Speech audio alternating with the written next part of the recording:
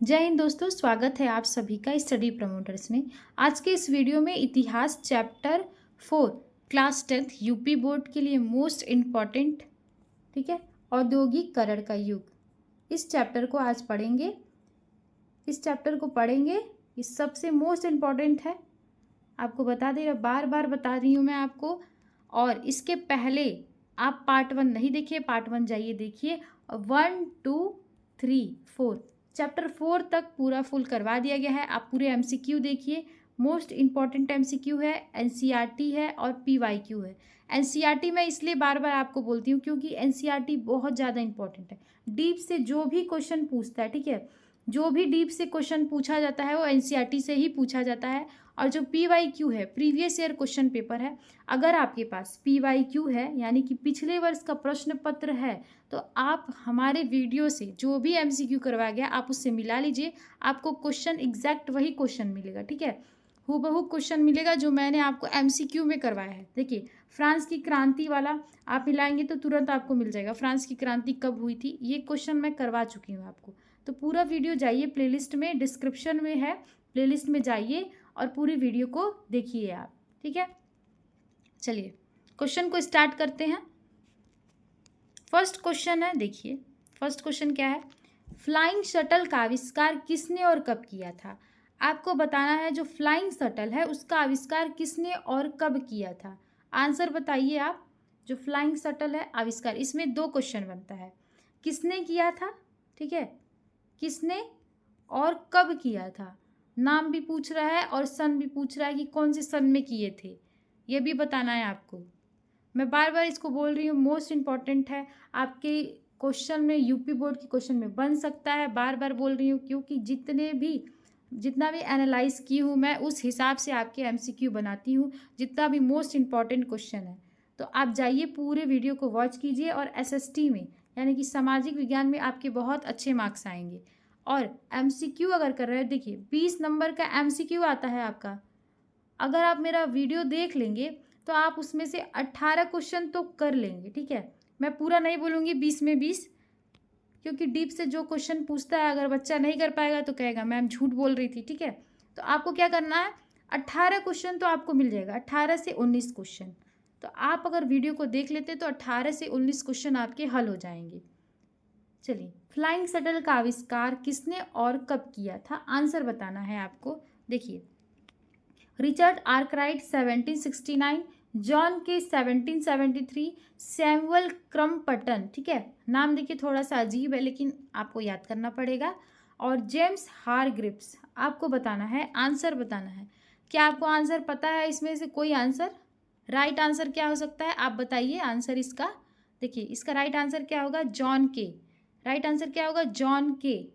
देखिए, जो flying shuttle है, अगर पूछ दिया क्वेश्चन यूपी बोर्ड में, देखिए किसी न किसी सेट में तो पूछेगा, किसी न किसी सेट में पूछेगा, हो सकता है आपके सेट में पूछ ले। तो ध्यान से पढ़िए इसको। क्या होगा, फ्लाइंग शटल जो है आविष्कार किसने और कब किया था, जॉन के। बार बार दोहरा रही हूँ, जॉन के, याद करिए, जॉन के।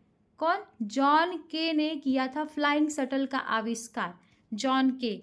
अब उसके बाद से आपको ये याद रखना है किस सन में किए थे, यानी कि ईयर पूछ रहा है, ईयर पूछ रहा है किस ईयर में, 1773 में, ठीक है, 1773 में किए थे।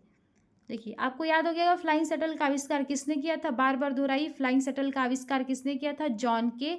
जॉन के, और कब किए थे, 1773 में।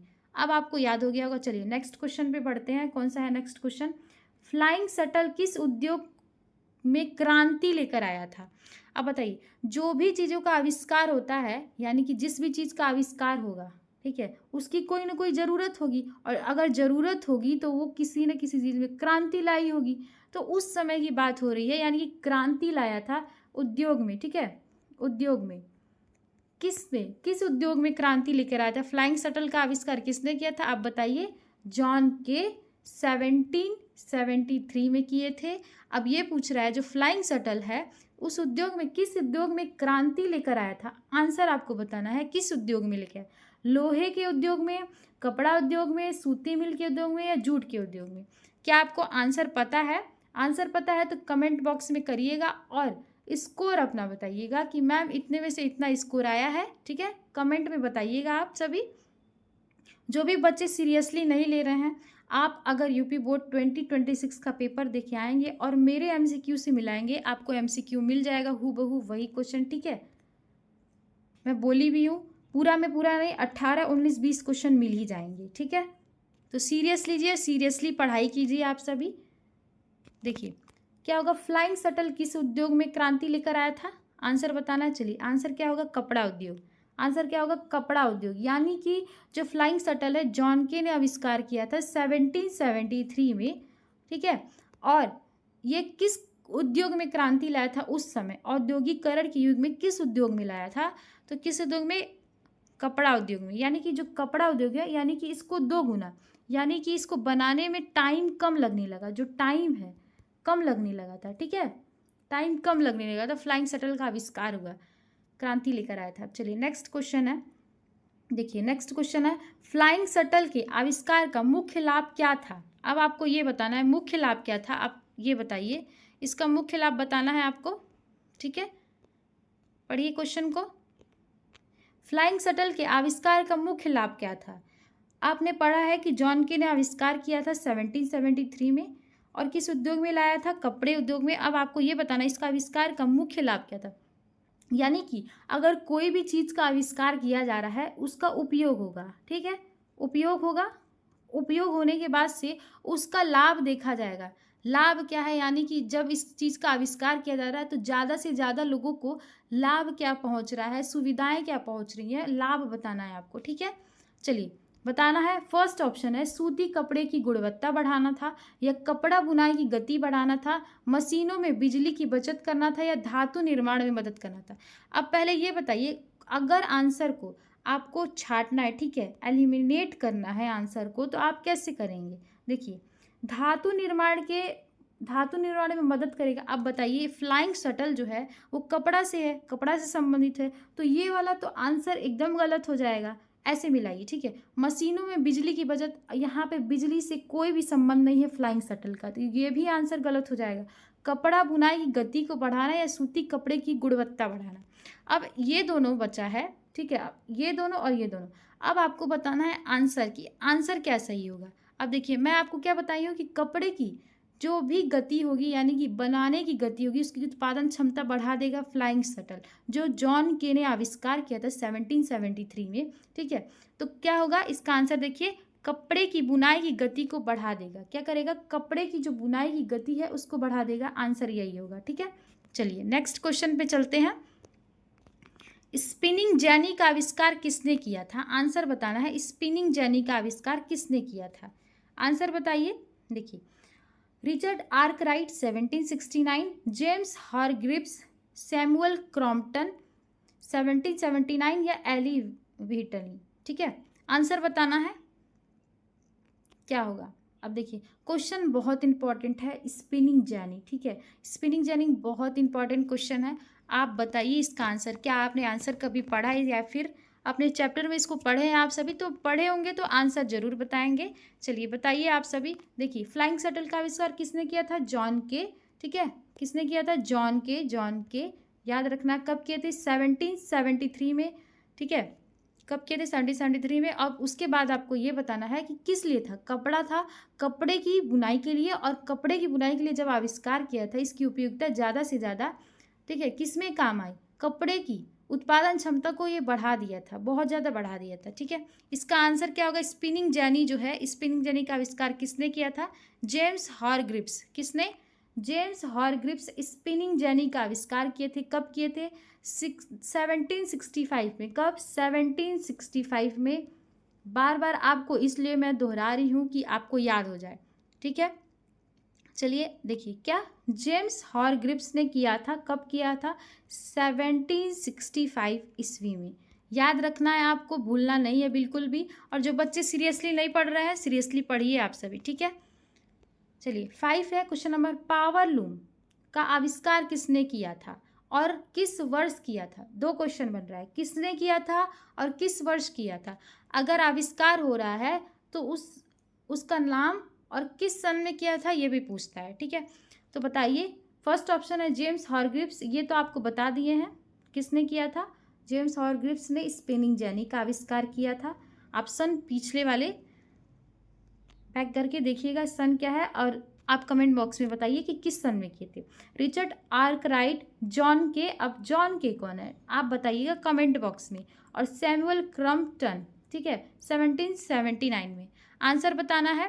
पावर लूम का आविष्कार किसने किया था? Power loom. पहला हम लोग क्या पढ़े हैं? पहला पढ़े हैं फ्लाइंग शटल, दूसरा पढ़े हैं, ठीक है, दूसरा क्या पढ़े हैं अब बताइए आप, तीसरा क्या है? ये पावर लूम है, पावर लूम है। चलिए इसका आंसर क्या है? Richard Arkwright. क्या है? Richard Arkwright. बार बार बोल रही हूँ, आपको याद रखना है, पावर लूम, ठीक है, पावर लूम। बार बार बोल रही हूँ इसलिए ताकि आपको याद हो जाए। आर्कराइट ने खोज किया था पावर लूम का। किस सन में किए थे? 1785 ईस्वी में। कब? 1785 ईस्वी में। चलिए नेक्स्ट क्वेश्चन पे बढ़ते हैं। 6 क्वेश्चन नंबर है, भाप का आधुनिक इंजन किसने विकसित किया था? देखिए क्या बोल रहा है, आधुनिक, आधुनिक, ठीक है, आधुनिक जो इस समय है, मतलब उस समय जो चल रहा था, ठीक है, पहले आविष्कार किया हो गया, पहले आविष्कार किया गया होगा, फिर उस समय जो इसकी उपयोगिता हुई धीरे धीरे धीरे धीरे कैसे बढ़ी, ठीक है, ये आधुनिक इंजन का बता रहा है। आधुनिक इंजन का किसने आविष्कार किया था? अब आप इसमें बिल्कुल कंफ्यूज नहीं होंगे। देखिए यहाँ पे जो कीवर्ड है क्या है? आधुनिक इंजन का। अब वो किसका? भाप का, ठीक है, भाप का। अब बताना है आपको, आप सभी पढ़े होंगे, बिल्कुल कंफ्यूज नहीं होना इस क्वेश्चन में। Thomson Newman, James Watt, Richard Arkwright और जेम्स हॉरग्रीव्स। अब देखिए, देखिए जेम्स हॉरग्रीव्स आपको बता दी हूँ मैं, किसने खोज किया था, ठीक है, क्या किए थे, किस सन में किए थे, ये भी बता दी हूँ आपको। तो आप इसको तो कट कर दीजिए, ठीक है। रिचर्ड आर्कराइट भी आपको बता दिया गया है। अब आपको बताना इन दोनों में, लेकिन बताना क्या है आपको? आधुनिक इंजन का, आधुनिक इंजन का बताना है, ठीक है। आंसर बताइए क्या होगा आंसर इसका? देखिए जेम्स वॉट, क्या होगा? जेम्स वॉट ने किया था आधुनिक इंजन। किसका? बार बार इसलिए बोला जा रहा है कि अगर आता है यूपी बोर्ड में ये क्वेश्चन तो आप बिल्कुल भी कंफ्यूज नहीं होंगे। आधुनिक इंजन का, भाप के आधुनिक इंजन का, भाप के आधुनिक इंजन का खोज किसने किए थे? जेम्स वॉट ने किया था। किसने? जेम्स वॉट ने। चलिए नेक्स्ट क्वेश्चन है, भाप का पहला प्रारंभिक संस्करण किसने बनाया था? देखिए आ गया ना 2 क्वेश्चन। अब 2 क्वेश्चन आएगा। पहला प्रारंभिक, पहली बार किसने बनाया था? अब बताइए आप, कंफ्यूज हो गए ना, इसीलिए मैं बार बार इसको बोल रही थी। अब बताइए आंसर बताइए क्या होगा? James Watt. जेम्स वॉट तो आधुनिक किए थे, ठीक है, आधुनिक के खोज किए थे जेम्स वॉट ने, आधुनिक का। अब उसके बाद से अब आंसर बताना है। देखिए हेनरी फोर्ड, ये है, रिचर्ड आर्कराइट या थॉमसन न्यूकमैन। आंसर बताइए। देखिए देखिए ये आधुनिक का खोज किए थे, आर्कराइट का बता दी हूँ आपको, क्या होगा? थॉमसन न्यूकमैन, थॉमसन न्यूकमैन, ठीक है। चलिए नेक्स्ट क्वेश्चन है। नेक्स्ट क्वेश्चन देखिए क्या है, बेरोजगारी की आशंका के कारण। क्वेश्चन बड़ा है लेकिन क्वेश्चन बहुत ही अच्छा क्वेश्चन बनाया गया है, इसको आप अच्छे से पढ़िए। देखिए बेरोजगारी की आशंका के कारण, ठीक है, किसकी आशंका के कारण? बेरोजगारी के कारण मजदूर नई प्रौद्योगिकी से चिढ़ते थे, यानी कि जो भी नई चीज़ें, यानी कि जो नई मशीनें बनाई जा रही थी, जो नई मशीनें बनाई जा रही थी, ठीक है, जो नई मशीन बनाई जा रही थी उससे जो मजदूर है वो चिढ़ते थे। अब ये बताइए मजदूर क्यों चिढ़ते थे? जहाँ पे 10 लोग एक काम को पूरा कर रहे हैं, ठीक है, और एक मशीन के आने की वजह से वो 10 मजदूरों का काम चला जाएगा, तो क्या वो चिढ़ेंगे? नहीं चिढ़ेंगे, बिल्कुल चिढ़ेंगे, क्योंकि वो उनका काम, ठीक है, जो काम है उनका, जो चीज़ें 10 दिन में बन रही हैं वो मशीन 1 दिन में बना दे रहा है, तो वो मजदूरों का काम छीन ले रहा है। तो किसके वजह से हो रहा है?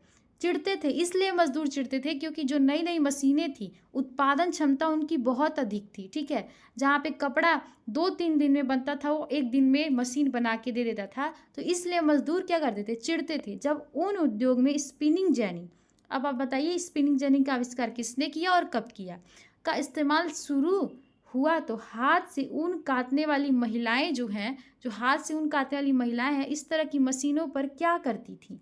अब बताइए।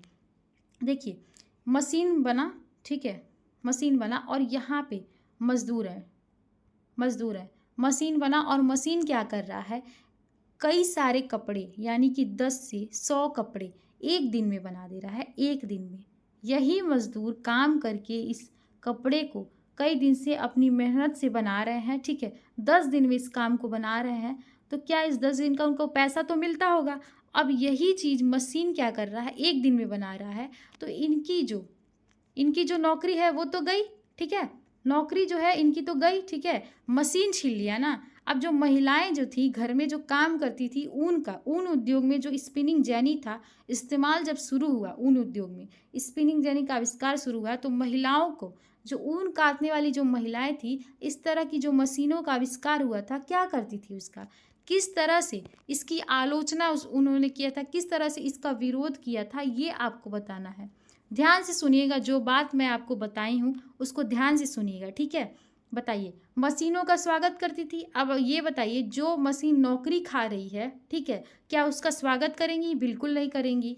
अब बताइए, मशीनों पर हमला करती थी। अब ये बताइए, और उसके बाद मशीनों को सुधारती थी या मशीनों को खरीदने लगी? अब बताइए, आंसर को आपको कैसे सही करना, अगर आप नहीं पढ़े हैं तो कैसे करना, देखिए। पहला ऑप्शन है मशीनों का स्वागत करती थी। अब ये बताइए, जब नौकरी वो मशीन खा रहा है तो वो स्वागत करेंगी? बिल्कुल नहीं करेंगी। सी ऑप्शन क्या है, मशीनों को सुधारेंगी। मशीनों को क्यों सुधारेंगी, ये तो चाहेंगी मशीन खराब हो जाए ताकि हम जो ऊन काटने वाली महिलाएं हैं उनको नौकरी मिल सके फिर से। उसके बाद क्या है, मशीनों को खरीदने लगी। अब बताइए, मशीन क्यों खरीदेंगी जब वो खुद हाथ से काम करके रोजगार कर रही हैं, ठीक है, रोजगार कर रही हैं, कमा रही हैं, ठीक है, तो वो मशीन क्यों खरीदेंगी? वो तो चाहेंगी ना कि मशीन हट जाए, मशीन हट जाने से उनको रोजगार मिलेगा, ठीक है। तो क्या आंसर होगा, मशीनों पर हमला करती थी ताकि जो मशीन है वो बंद हो जाए, ठीक है। ये बहुत देर तक ये चला था, ठीक है, महिलाओं का हो गया और स्पिनिंग जेनी का जो विरोध हो गया, बहुत लंबे समय तक चला था। ये जो भी मैं आपको अभी बताई हूँ, जो समझाई हूँ, ये बहुत इम्पोर्टेंट है, ठीक है, ध्यान से सुनिएगा। चलिए, नेक्स्ट क्वेश्चन है, बहुत सारे देशों में, ध्यान से सुनिएगा। देखिए, इसमें मैं आपको कॉन्सेप्ट भी बता रही हूँ, जो कॉन्सेप्ट है उसको भी बता रही हूँ, इसलिए बता रही हूँ कि आपका अगर चैप्टर क्लियर नहीं है तो चैप्टर भी क्लियर हो जाएगा और एमसीक्यू भी आप लगा देंगे, जो मशीनों के बारे में आपको बताई हूँ, ठीक है, ध्यान से सुने होंगे। अब चलिए इसके बारे में बताते हैं, कॉन्सेप्ट के साथ एमसीक्यू भी। बहुत सारे देशों में मोटा कपास पैदा होता था। देखिए, मोटा कपास पैदा होता था, क्या होता था, मोटा कपास, कॉटन, ठीक है। अब आप दक्षिण साइड में जाएंगे ना, दक्षिण साइड में यहाँ पे जैसे हो गया आंध्रा, केरला, ठीक है, तो उस तरफ जाएंगे जो साउथ इंडिया है, ठीक है, तो वहाँ पे जो कॉटन है ना वो आपको मिल जाएगा, खेतों में देखने के लिए मिल जाएगा। तो आप जाइएगा, अगर साउथ में अगर आप जाइएगा तो वहाँ पे कॉटन की यानी कि जो कपास है उसकी खेती होती है, आप देखिएगा वहाँ पे।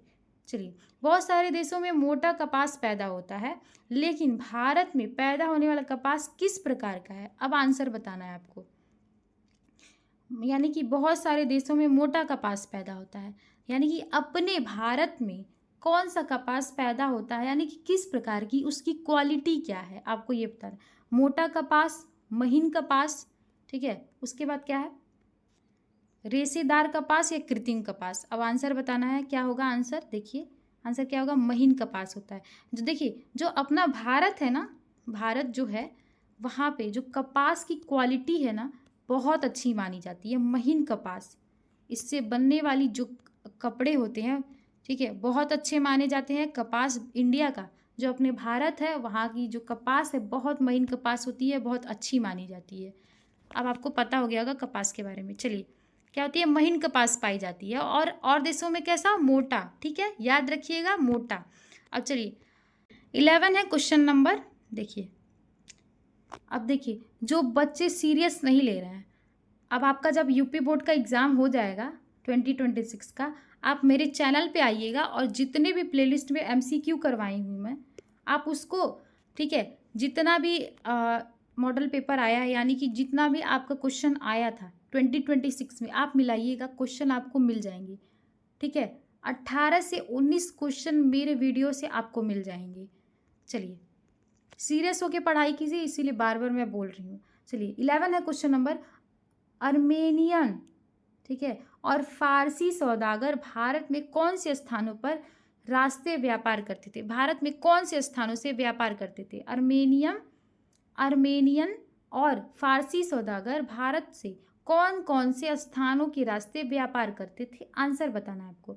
पंजाब से अफगानिस्तान, पूर्वी फारस और मध्य एशिया, यूरोप और अमेरिका, दक्षिण अफ्रीका और ऑस्ट्रेलिया, चीन और जापान। आंसर बताना है। देखिए आंसर तो आपको पहले ही दिख गया होगा, ठीक है। देखिए क्या होगा आंसर, पंजाब से अफगानिस्तान, पंजाब से कहाँ से? अफगानिस्तान, उसके बाद से पूर्वी फारस और मध्य एशिया। कहाँ से? मध्य एशिया। ये देखिए बहुत ही यूनिक क्वेश्चन है, स्टार लगाइए। अगर डीप से क्वेश्चन पूछता है यूपी बोर्ड से तो ऐसे ही क्वेश्चन पूछे जाएंगे। चलिए क्वेश्चन नंबर है 12। गुजरात के तट पर कौन सा बंदरगाह स्थित है? देखिए अब आपको मैं एक चीज़ बताती हूँ, जो यूपी बोर्ड वाले बच्चे हैं ना, देखिए आप लोग मैप देखा कीजिए। मैप, भारत का मैप देखिए, यानी कि मानचित्र जो है ना, आप उसको देखिए। मानचित्र से बहुत सारी चीज़ें क्लियर हो जाती हैं, बहुत सारा जो जगह है आपको क्लियर हो जाएगा कि कौन सा जगह कहाँ पे है, कौन सी चीज़ें कहाँ पे स्थित है, ठीक है। तो उससे आपको क्लियर हो जाएगा। जैसे जलियांवाला बाग हत्याकांड कहाँ हुआ था, आप मानचित्र के जरिए पढ़िए। मेरा यही मोटिव है, आपको अच्छे से गाइड करना। आप गाइड कीजिए, यानी कि मानचित्र को पढ़िए हमेशा शुरू से। इसके बाद आप टेंथ क्वालिफाई करेंगे, 11th में जाएंगे, 12th में जाएंगे, किसी भी गवर्नमेंट एग्ज़ाम की तैयारी करेंगे तो भी आपको जो मानचित्र है वो पूरा का पूरा फ़ायदा करेगा, ठीक है। तो शुरू से अगर आप मानचित्र देख रहे हैं, मैप देख रहे हैं, और मैप के क्वेश्चन भी आते हैं आपके, मैप के क्वेश्चन भी आते हैं यूपी बोर्ड में, इसीलिए मैं बोल रही हूँ आप मैप देखिए। मैप में बहुत सारी चीज़ें क्लियर हो जाती हैं आपकी। देखिए 12 क्वेश्चन नंबर है, गुजरात के तट पर कौन सा बंदरगाह स्थित है? आपको बताना है। जो बच्चे मैप देखे होंगे वो बता देंगे, ठीक है। सूरत बंदरगाह, चेन्नई बंदरगाह, हुगली या मछलीपट्टनम। देखिए औद्योगिकरण का जब युग था तो उस समय गुजरात के तट पर कौन सा बंदरगाह स्थित था, ये पूछ रहा है, क्वेश्चन पूछ रहा है। सूरत था, चेन्नई था, हुगली था या मछलीपट्टनम था। अब देखिए मानचित्र मैं इसलिए क्यों बोल रही हूँ, देखिए मानचित्र मैं इसलिए बोल रही हूँ, देखिए ये साउथ इंडिया है, ठीक है। क्या है? South India. अब क्या करना, आपसे पूछ क्या रहा है, ठीक है, आपसे पूछ क्या रहा है, देखिए पूछ क्या रहा है आपसे। देखिए मछलीपट्टनम, हुगली, चेन्नई। चेन्नई तो इधर आएगा, तो ये गुजरात साइड का पूछ रहा है ना, गुजरात का साइड का। हुगली पूछ रहा है तो हुगली तो कोलकाता साइड में आएगी। और ठीक है, चेन्नई पूछ रहा है, चेन्नई आपको बता दी हूँ। मछलीपट्टनम पूछ रहा है, उसके बाद देखिए ये तीनों जो है ना वो साउथ के भाग है। क्या है? साउथ के हैं, यानी कि दक्षिण भारत का हिस्सा है। ये दक्षिण भारत का है, ठीक है, दक्षिण भारत का। और आपको क्या बताना है, गुजरात से संबंधित क्या है? सूरत बंदरगाह। देखिए इसीलिए मैं मानचित्र बोल रही थी, इसीलिए। देखिए मैप को, अगर आपको अच्छे से मैप नहीं बना, देखिए रफली मैप कैसे बनाना है, रफली मैप ऐसे बनाना है। देखिए यहाँ पे कोलकाता कर दीजिए, ठीक है, यहाँ पे चेन्नई कर दीजिए, यहाँ पे गुजरात कर दीजिए। इसको क्या बोलते हैं? रफली मैप बोलते हैं, ठीक है। रफली तुरंत बनाना है मैप को और बताना है उसको, ठीक है। क्या होगा? सूरत बंदरगाह। मैप को बार बार देखिए, बहुत सारी चीज़ें आपकी क्लियर हो जाएंगी। चलिए नेक्स्ट है 13 क्वेश्चन नंबर है, दक्षिण पूर्वी एशिया के साथ व्यापार के लिए भारत में कौन कौन से बंदरगाह उपयोग किए जाते थे? अब जिस समय औद्योगिकरण का युग था, ठीक है, दक्षिण पूर्वी एशिया से के साथ व्यापार के लिए भारत में कौन कौन से बंदरगाह थे? अब आपसे ये पूछ रहा है। मछलीपट्टनम, ठीक है, मछलीपट्टनम, हुगली, कांचीपुरम, वाराणसी, दिल्ली और आगरा, उज्जैन और नासिक। अब आंसर आपको बताना है, क्या होगा आंसर इसका। देखिए इसका आंसर क्या होगा, मछलीपट्टनम और हुगली, ठीक है, मछलीपट्टनम या हुगली। मछलीपट्टनम को आप सही कर लीजिएगा, ठीक है। चलिए नेक्स्ट क्वेश्चन है, क्वेश्चन नंबर 14 है, 17वीं सदी के आखिरी सालों में सूरत बंदरगाह में होने वाला कुल व्यापार कितना था? और कुल व्यापार पूछ रहा है, और 1740 के दशक तक यह कितना घटकर रह गया था? पूछ रहा है जो 17वीं सदी था, औद्योगिकरण का युग जब चल रहा था, तो 17वीं सदी के आखिरी सालों में, यानी कि आखिरी सालों में जो सूरत बंदरगाह है, आपको बताई हूँ सूरत बंदरगाह के बारे में, ठीक है। सूरत बंदरगाह है, ठीक है, वहाँ पे कुल व्यापार कितना था उस समय पूछ रहा है, किस समय? 17वीं भी, ठीक है, 17वीं सदी में। और 1770 के दशक तक ये कितना घटकर रह गया था, यानी कि घटकर कितना रह गया था, ठीक है, बढ़ा कितना था और घट कितना गया था, आपको ये बताना है। बताइए। 6.6 करोड़, 1.6 करोड़ 30 लाख, 2 करोड़ 50 लाख, 1 करोड़ 25 लाख, या 3 करोड़ 1 करोड़, 3 करोड़ 1 करोड़। अब आंसर बताना है आपको, क्या होगा आंसर, क्या होगा, 1.6 करोड़ 30 लाख, 1.6 करोड़, ठीक है, कितना था, 30 लाख था। याद रखिएगा क्वेश्चन को, ठीक है। चलिए नेक्स्ट क्वेश्चन है, गुमस्ता कौन था।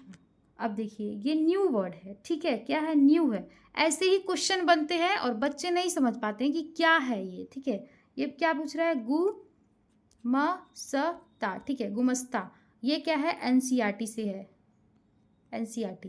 बार बार इसलिए बताती हूँ ताकि आपको याद रहे कि एनसीईआरटी कितना इंपॉर्टेंट है। कोई भी कंपटीशन का एग्जाम देंगे आप, एनसीईआरटी बिना पढ़े क्वालिफाई नहीं हो सकता है, ठीक है। एनसीईआरटी पढ़िए बार बार। गुमस्ता कौन था, अब आपको बताना है। राजा का सैनिक था, राजा का सैनिक था, व्यापारी का प्रतिनिधि था, उसके बाद से मंदिर का पुजारी था, या सैनिक अधिकारी था, क्या था, अब आपको बताना है। राजा का सैनिक था, ठीक है, व्यापारी का प्रतिनिधि था, मंदिर का पुजारी था, या किसान का अधिकारी था। आंसर बताइए, आंसर क्या होगा। देखिए क्या होगा, व्यापारी का प्रतिनिधि। क्या था, व्यापारी जो था, व्यापार का जो प्रतिनिधि था, ठीक है, वो था गुमस्ता, ठीक है, याद रखिएगा क्या था। चलिए नेक्स्ट पे बढ़ते हैं। 16 है क्वेश्चन नंबर। 1811 से 1812 में भारत में कुल निर्यात में सूती माल का हिस्सा कितना था। अब आपको बताना है जो सूती कपड़ा का माल था वो कितना था, 50%। अब ये देखिए 1811 से 1812 का पूछ रहा है, 33 था, 25% था, या 10% था। अब आपको ये बताना है कितना था। राइट आंसर क्या है, 33, यानी कि 33% था। कितना था, 33% था। क्वेश्चन नंबर 17 है, देखिए क्वेश्चन नंबर 17 क्या बोल रहा है। देखिए 1850 से 1851 में भारत में कुल निर्यात में सूती माल का हिस्सा कितना रह गया था, 15, 10, 5 या 3%। तो क्या रह गया था, 3%। देखिए पहले क्या था, 33 था, और अब क्या हो गया, 3% हो गया था। कितना, 3%, घट के कितना हो गया, 3%। अब चलिए नेक्स्ट क्वेश्चन है। ऐसे ही क्वेश्चन आपको मिलेंगे, क्योंकि जो भी बच्चे, अच्छे बच्चे जो होंगे ना, ठीक है, जो बच्चे चाहते कि हाँ मुझे अच्छे मार्क्स लाने हैं एसएसटी में अच्छे मार्क्स लाने हैं, वो पूरा अच्छे से इसको समझेंगे कि मैम क्या बता रही हैं, पूरा अच्छे से समझिए आपको, ठीक है। 1850 तक सूती कपास का भारत में आयात कितना था, और 1870 तक कितना रह गया था।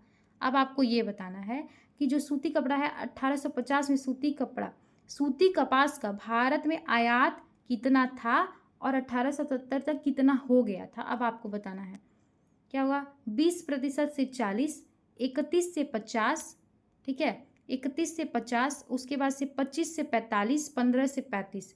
क्या बताना है, आंसर क्या होगा। देखिए 31 से 50%, क्या 31 से 50% रह गया था।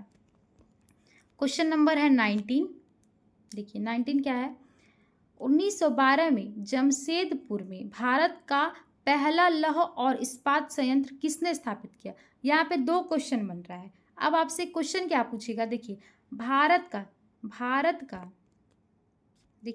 भारत का पहला लौह और इस्पात संयंत्र कहाँ स्थापित हुआ था, कहाँ पूछ दिया, ठीक है। ऐसे क्वेश्चन बना तो आप क्या बोलेंगे, जमशेदपुर। ये क्वेश्चन बन चुका है, ठीक है, और मैं आपको बता भी रही हूँ यूपी बोर्ड में ये क्वेश्चन पूछा गया है। बार बार इसलिए बता रही हूँ आपको याद रहे बार बार, ठीक है। कहाँ हुआ था, जमशेदपुर में, और पूछ रहा है किसने स्थापित किया था। अब आपको ये बताना है किसने स्थापित किया था। Richard Arkwright. ये कैसे होंगे, इसके पिछले वाले में देखिएगा, ठीक है। मैं आपको बताई हूँ रिचर्ड आर्कराइट ने क्या खोज किया था, जे.एन. टाटा, जेम्स हारग्रीव्स या जॉन के। अब राइट आंसर आप बताइए क्या होगा राइट आंसर, ठीक है। राइट आंसर बताइए क्या होगा, JN टाटा, ठीक है, जमशेद जी टाटा, ठीक है, क्या होगा, JN टाटा, ठीक है। अब चलिए नेक्स्ट क्वेश्चन है, 1911 में मुंबई की सूरत सूती कपड़ा उद्योग में काम करने वाले 50% से ज़्यादा मजदूर किस जिले के थे।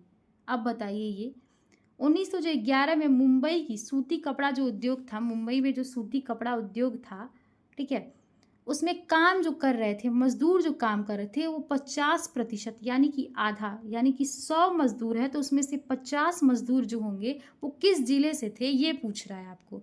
किस जिले से थे आपको ये बताना है, किस जिले से थे।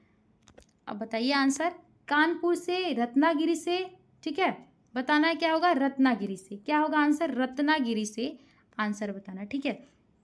दोस्तों देखिए यहाँ पे मैं आपको MCQ, पूरा ये MCQ बता दी हूँ और बार बार एक ही बात बोल रही हूँ, यूपी बोर्ड के लिए मोस्ट इम्पॉर्टेंट MCQ है, सीरियस होके पढ़िए, ठीक है। और आपका बोर्ड एग्ज़ाम जल्दी ही आने वाला है तो इसीलिए आप अभी सीरियस हो जाइए। ये नहीं कि यूपी बोर्ड का एग्ज़ाम 1 महीना बचा हुआ है फिर उसके बाद से पढ़ाई स्टार्ट करें, अभी से पढ़ाई में लगे रहिए और जितना भी MCQ करवाई हूँ आप पूरा MCQ करिए। और उसके बाद से देखिए एक चीज़ और बताई हूँ, जो मानचित्र है ना, मानचित्र को आप बार बार देखिए, मैप को बार बार देखेंगे तो आपको पता रहेगा कौन सी चीज़ें कहाँ पे स्थित है, ठीक है। रफली मैप यूज करिए, देखिए ऐसे रफली मैप यूज कीजिए, कम समय में बन जाए, ठीक है। उसकी प्रैक्टिस कीजिए, पहले नंबर। दूसरा नंबर ये है कि जितना भी MCQ में करवाई हूँ पूरा MCQ करवाइए, ठीक है।